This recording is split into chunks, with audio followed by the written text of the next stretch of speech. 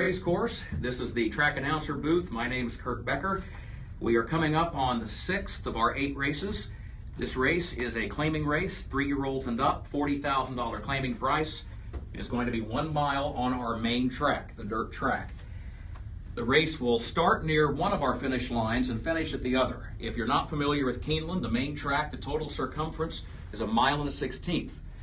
We have not had 1 mile races here very long. For all intents and purposes, we really did not start having them until last fall when the Breeders' Cup came to town. And the reason for that being, with the track 1 1/16 miles and where the main finish line is located, kind of presented some logistical challenges. But we worked through all that, had a few races at 1 mile, including the Breeders' Cup Dirt Mile last fall.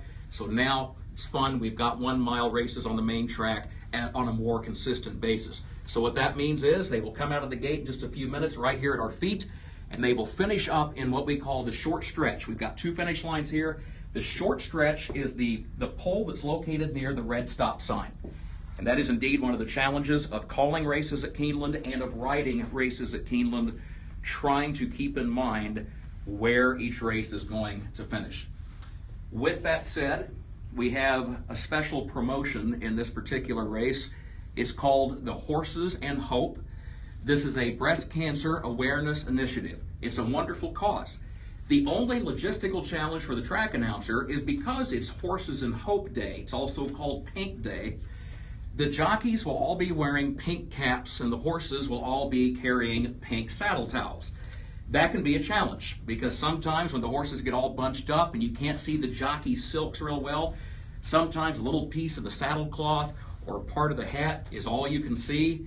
That goes out the window, but you know what? For a cause like this, we're more than happy to accommodate. We'll find a way, hopefully, to deal with it. So we're getting ready to load in the gate shortly. We're 4 minutes until post. One of the questions that comes up from time to time is memorizing the horses. How do you remember the horses' names? Again, largely speaking, one simply tries to remember the name in his mind when you see the jockey's silks. So, for example, there's a horse in this race named Arch Pearl. The jockey is Corey Lannery. His silks essentially look like red and white horizontal bars. So when you see the red and white horizontal bars, hopefully the name Arch Pearl will pop into one's head. What I tend to do in order for a quick reference sheet is I will write down each horse's name in post position order in blue ink.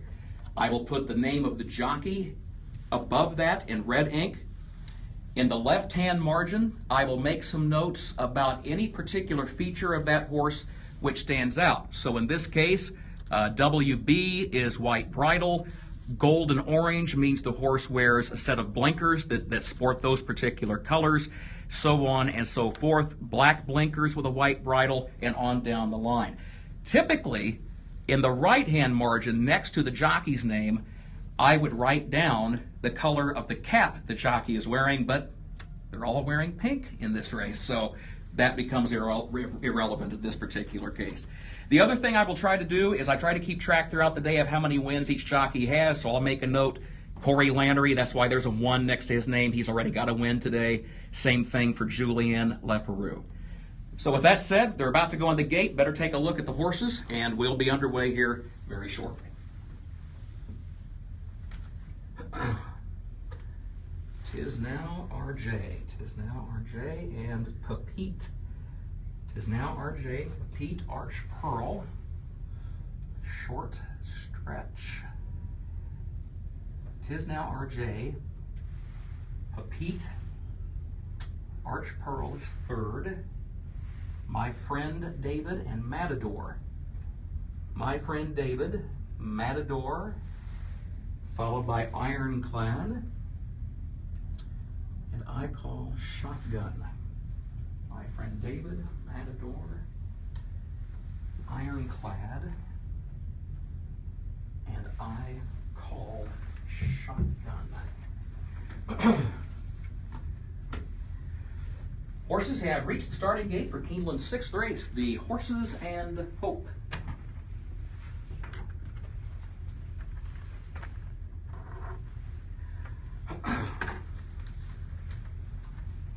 Okay. 'Tis Now RJ, 6-5 favorite.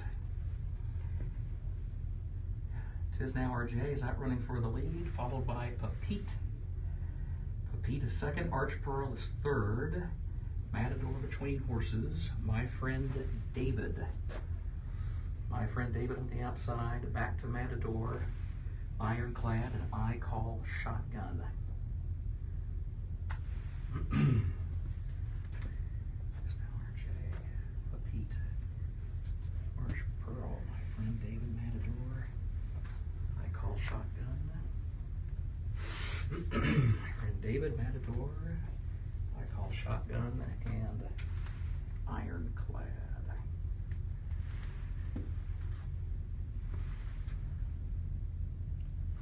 I Call Shotgun.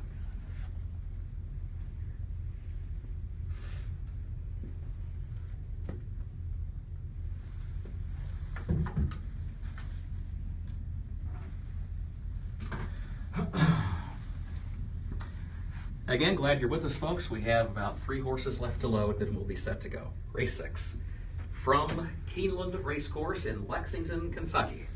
Beautiful, beautiful day.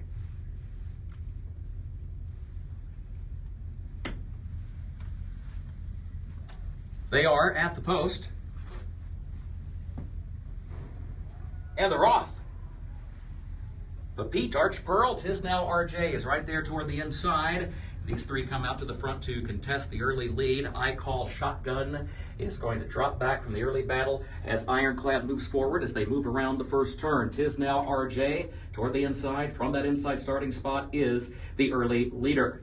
And then comes Arch Pearl with Ironclad stacking up to the far outside. The top 3 separated by just a half length. Then a gap of 3 more lengths back to Pepite, outward from the rail, 4th and neck. Matador, 5th back toward the inside. And then a gap of 2 more lengths to I Call Shotgun, who travels next to last up the back stretch. And My Friend David is last. 23 2/5 seconds was the time for the opening quarter. 'Tis Now RJ toward the inside, and Ironclad is there on the outside. And those 2 continue to go at it for the top spot. They're separated by just a neck. Then a gap of 2 back to Arch Pearl, 3rd a half length. Now Matador moves into contention 4th, down toward the inside. Pepite 3 wide in 5th. And then further back, I Call Shotgun, My Friend David. 47 seconds the time for the first half mile.